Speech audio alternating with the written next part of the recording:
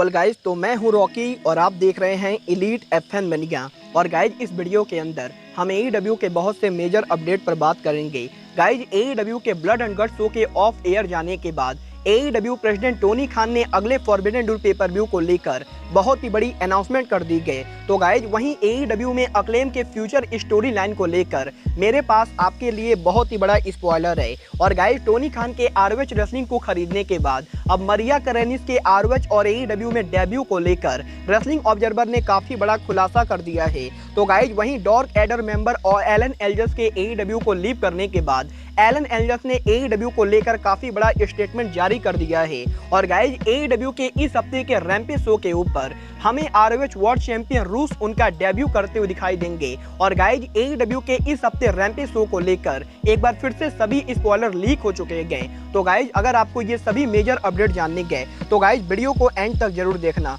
और गाइज, जिन लोगों ने अब तक वीडियो को लाइक नहीं किया है गाइज, वीडियो को लाइक कर देना। बट गाइज, चलिए अब बिना किसी देरी के शुरू करते हैं इस वीडियो को।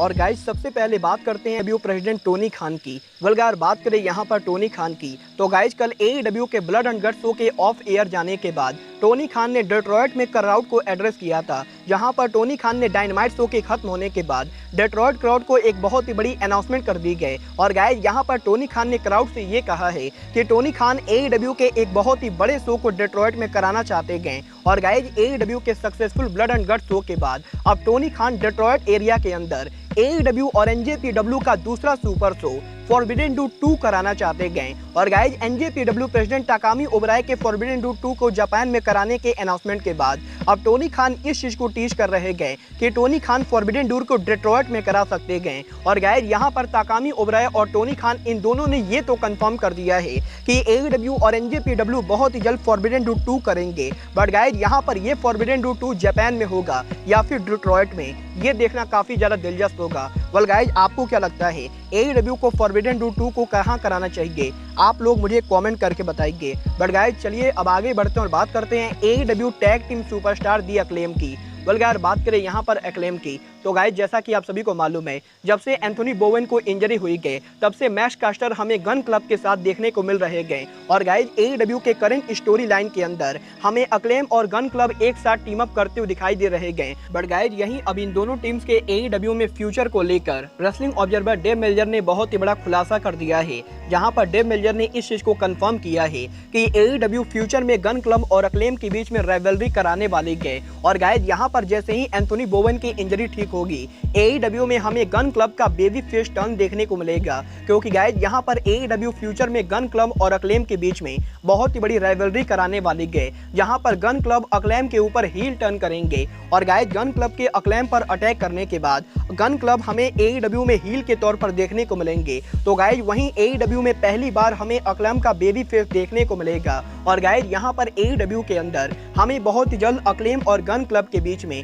जबरदस्त राइवलरी देखने को मिलेगी। वेल गाइज, मुझे तो ये स्टोरी लाइन काफी ज्यादा बेटर लग रही है। बट गाइज, आप लोग अक्लेम का बेबी फेस देखना चाहते हो या नहीं, आप लोग मुझे कमेंट करके बताइए। बट गाइज, और बात करें यहाँ पर एईडब्ल्यू की, तो guys, AEW president Tony Khan के आरओएच रेसलिंग को खरीदने के बाद अब यहीं आरओएच रेसलिंग में मरिया कैनेलिस के रिटर्न को लेकर रेसलिंग ऑब्जर्वर डेव मेल्जर ने बहुत ही बड़ी अपडेट दी गई, जहां पर डेव मेल्जर ने इस चीज को कंफर्म किया है कि टोनी खान के आरओएच रेसलिंग को खरीदने के बाद टोनी खान करेंटली डब्ल्यूडब्ल्यूई की फॉर्मर सुपरस्टार मरिया कैनेलिस के साथ टच में हैं। और गाइज, यहाँ पर आरओएच रेसलिंग के वुमेन डिवीजन को बिल्ड करने के लिए टोनी खान मरिया कैनेलिस के साथ बात कर रहे गए। और गाइज, यहाँ पर पॉसिबली जब आरओएच रेसलिंग उनका कमबैक करेगी, तो गाइज, यहाँ पर आरओएच के कमबैक के ऊपर हमें मरिया कैनेलिस भी देखने को मिलेंगे। और गाइज, यहाँ पर ऑब्जर्वर ने इस चीज को कंफर्म किया है कि मरिया कैनेलिस एईडब्ल्यू पर भी अपीयर हो सकती है। क्योंकि गाइज, यहाँ पर आरओएच रेसलिंग के टोनी खान को खरीदने से पहले मरिया कैनेलिस आरओएच रेसलिंग को लेकर काफी सारे बड़े प्लान बना रही थी।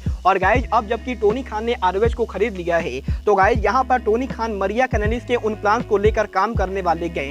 और गाइज, यहाँ पर पॉसिबली बहुत ही जल्द आरओएच और एईडब्ल्यू इन दोनों कंपनी में हमें मरिया कैनेलिस देखने को मिलेंगे। वेल गाइज, मैं तो पर्सनली मरिया कैनेलिस को एईडब्ल्यू में देखना चाहता हूँ, क्योंकि गाइज, मुझे लगता है मरिया कैनेलिस का एईडब्ल्यू के वुमेन डिवीजन में आना AEW कंपनी को काफी ज्यादा बेनिफिट देगा। बट अगर बात करें यहाँ पर AEW की, तो गाइस जैसा कि मैंने आपको ऑलरेडी बताया है कि AEW superstar Dark Order member Stu Grayson के बाद अभी इस हफ्ते डार्क ऑर्डर के एक और मेंबर एलन एलियस ने AEW को लीव कर दिया है। और गाइस यही एलन एलियस के AEW को लीव करने के बाद आज एलन एलियस ने उनके लीव करने के रीजन को लेकर बात की गई, जहां पर एलन एलियस ने स्टेटमेंट जारी करते हुए ये कंफर्म किया है कि एलन एलियस का AEW कॉन्ट्रैक्ट एक्सपायर हो चुका है और गाइस वो AEW के साथ दोबारा साइन नहीं कर रहे गए। बट गाइस यहां पर इसका मतलब ये बिल्कुल भी नहीं गए कि एलन एलियस AEW या फिर टोनी खान के बीच में कोई भी हीट है, क्योंकि गाइस यहां पर एलन एलियस ने ये कंफर्म किया है कि टोनी खान और एलन एलियस ने म्यूचुअल डिसीजन लेके एलन एलियस और AEW को अलग किया है।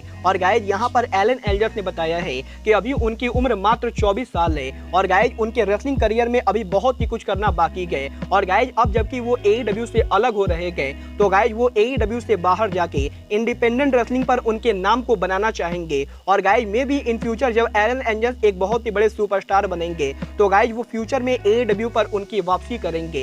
वेल गाइस मैं एलन एलियस की इन बातों से पूरी तरह से एग्री करता हूं और गाइस मुझे भी पर्सनली लगता है कि एलन एलियस का AEW को लीव करना उनके रेसलिंग करियर का बढ़िया डिसीजन है। बट अगर बात करें यहाँ पर AEW की, तो गाइस जैसा कि आप सभी को मालूम है AEW के लास्ट नाइट डायनामाइट के ब्लड एंड गट्स शो के खत्म होने के बाद AEW ने एक बार फिर से उनके रैम्पेज शो को टेप किया है।